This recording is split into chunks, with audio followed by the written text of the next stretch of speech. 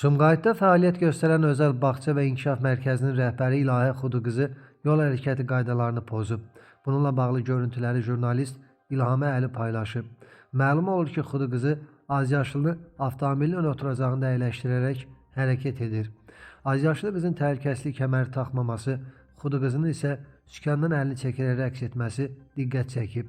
Onun azyaşlının həyatını təhlükəyə ataraq video çəkməsi izləyicilər tərəfindən birmənalı qarşılanmayıb.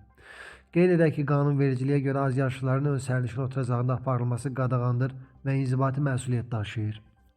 Baş Dövlət Yol Polisi İdarəsində sorğumuza cavab olaraq bildirildi ki, görüntülərlə bağlı araşdırma aparılıb.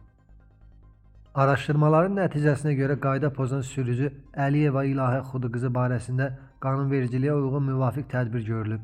Baş Dövlət Yol Polisi İdarəsi bu kimi halların dəfələrlə ağır nəticələrə səbəb olduğunu bir daha xatırladır və bütün yol hərəkəti iştirakçılarını təhlükəsizlik qaydalarına riayət etməyə çağırır deyə məlumatda vurğulanıb.